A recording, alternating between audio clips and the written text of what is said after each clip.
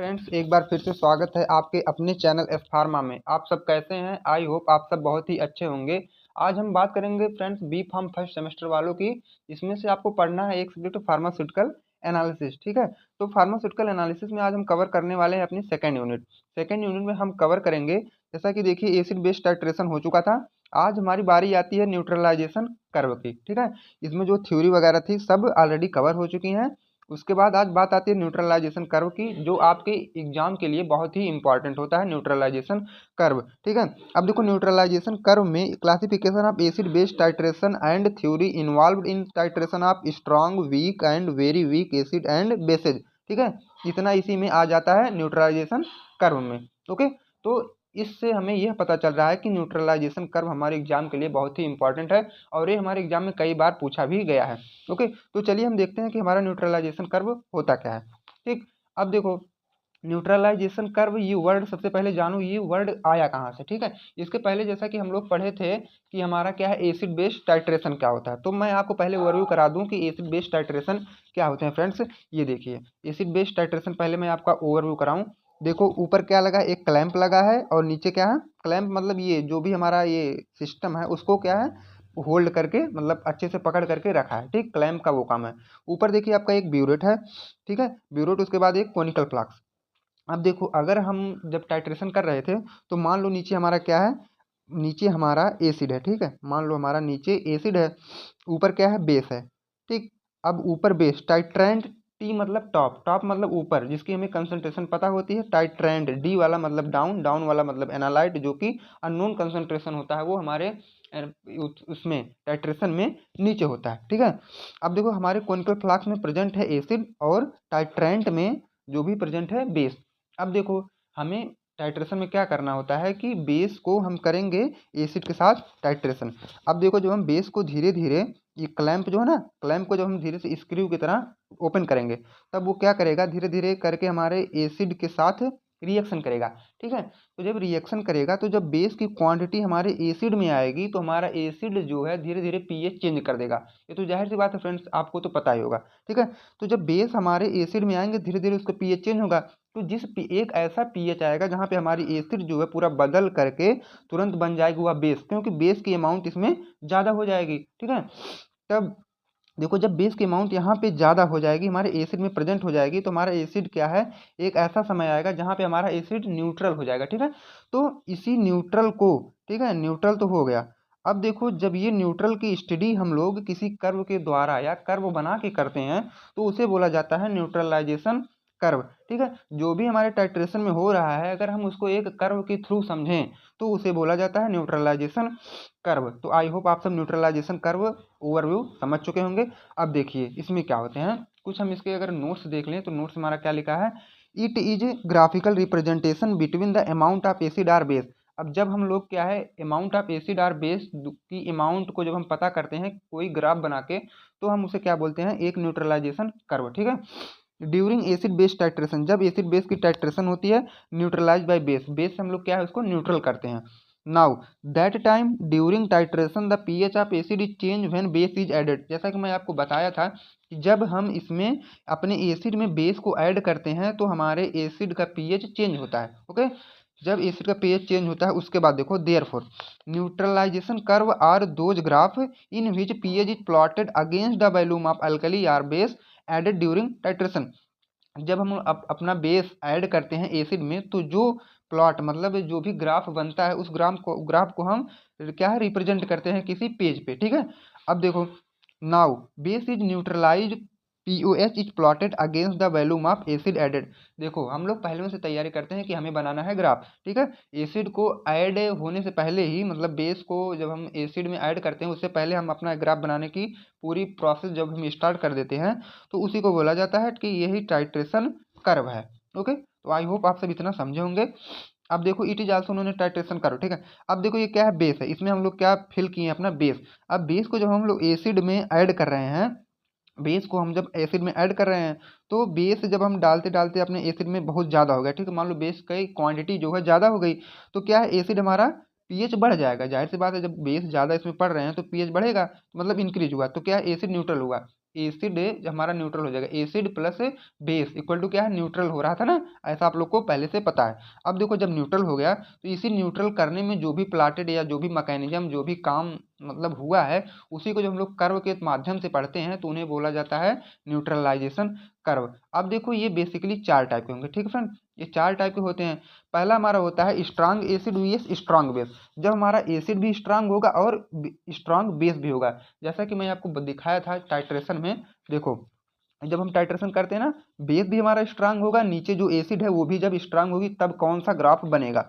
अगर strong acid VS weak base, अगर acid हमारा क्या है स्ट्रांग है और बेस क्या है वीक है तो क्या होगा।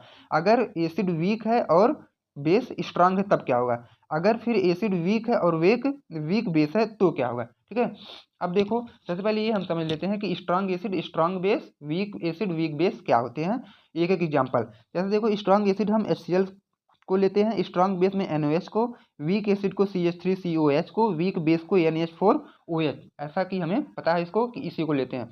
अब प्लॉट बनाने से पहले मतलब कर्व बनाने से पहले मैं आपको एक चार्ट समझाने वाला हूँ, ऐसा कि पीएच स्केल, ये समझ लो कि पीएच स्केल में कौन सी रीडिंग कहाँ होती है। अगर आपको स्ट्रांग एसिड आ गया, ठीक है, strong acid vs strong base अगर ये आ गया तो देखो अगर हमें पहले से ये पता रहेगा कि स्ट्रांग एसिड की वैल्यू जो है 0 से 3 तक अगर होता है पीएच स्केल तो वो स्ट्रांग एसिड होती है, ठीक है।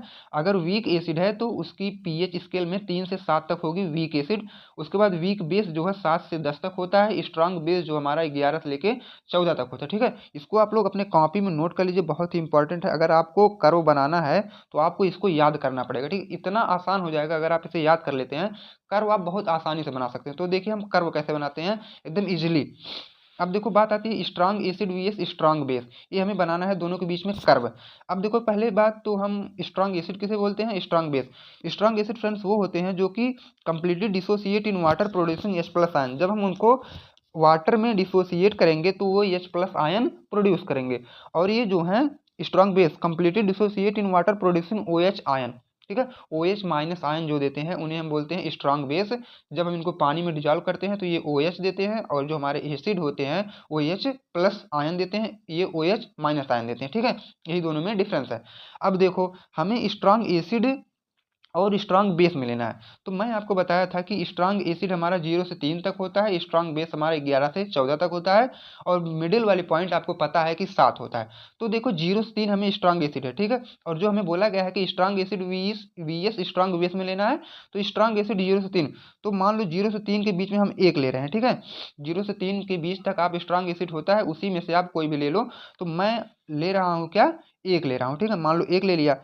अब जो हमें सेंटर वाली पॉइंट है मतलब जहाँ पे सब न्यूट्रल होते हैं वो तो होते हैं 7, ठीक है। तो एक पॉइंट हम यहाँ ड्रा करते हैं, एक पॉइंट 7 पे कर लो, और बाकी हमें क्या करना है स्ट्रांग बेस। स्ट्रांग बेस जैसा कि आपको पता है 11 से 14, ठीक है, 11 से 14 मतलब उसके बीच में थोड़ा ले लो, 12 13 कुछ भी वो आपके ऊपर डिपेंड है। तो आप मैं ले लिया यहाँ 13 12, ठीक है, 13 या 12 ले लो। अब क्या करना है, इतना आसान हो गया, ठीक है। अब उसी पे एक लाइन ड्रा कर दो, ऐसे करके ऐसे ऐसे लेके जाओ, एक लाइन ड्रा कर दो, तो बन तो गया, ठीक। देखो साधारण बन गया, strong acid vs strong base आपका आसानी से बन गया, ठीक है। और जो बीच वाली ये पॉइंट है वो क्या है, पीएच, आप इक्वेलेंस पॉइंट, पीएच जहाँ 7 मिल जाए उसी को हम लोग बोलते हैं इक्वेलेंस पॉइंट। आई होप आप सब ये वाला समझ गए होंगे। अब देखिए बात आती है किसकी, अब इसके बारे में थोड़ा हम थ्योरी आपको अगर बता दें, जैसा कि आपको एग्जाम में क्या लिखना है मैं अगर उसको बता दूं, ये तो ओवरव्यू था एक। In this curve begins acid the rises gradually, acid क्या है धीरे धीरे प्लस में होता है, जैसा कि इसमें लिखा गया था ना, दिखाए थे मैं आपको, हम आपको देखिए एसिड धीरे धीरे धीरे धीरे प्लस में गया कि नहीं, तो वही थ्योरी में लिखा गया है एसिड राइजेज, ठीक है, acid the rises gradually near equivalence point, pH increases at greater speed and then turn into basic.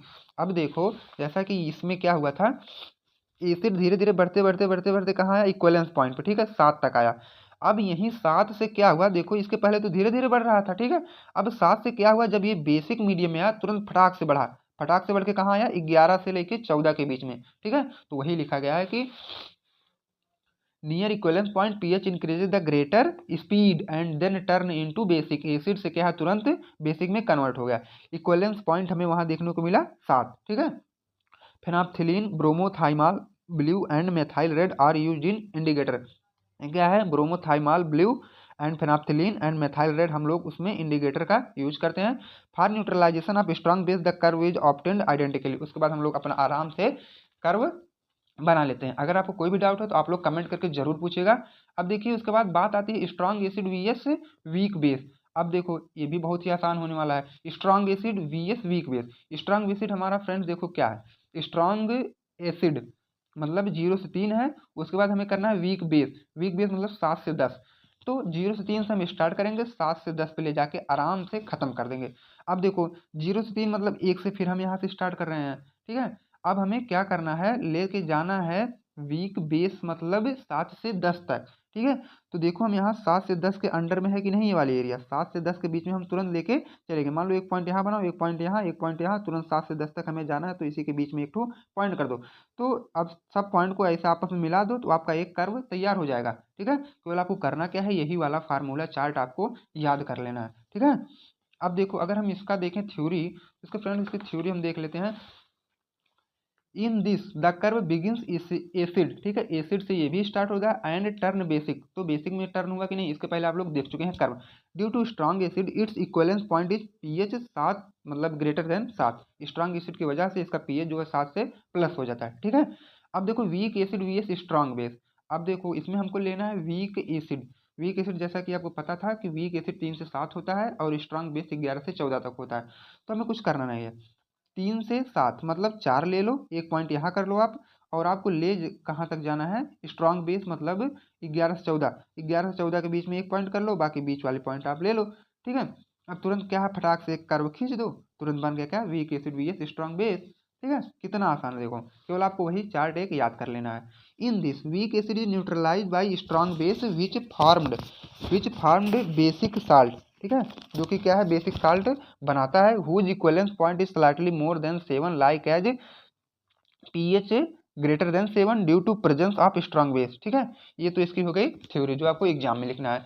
अब देखो बात आती है किसकी, weak acid VS weak base. अब ठीक है, weak acid VS weak base, देखो इसका चार्ट क्या था, weak acid weak base. Weak acid 3 से 7 तक है, वीक बेस 7 से 10 तक है। तो हमें क्या करना है, 3 से 7 के बीच से स्टार्टिंग करना है और 7 से 10 तक लेके जाना है।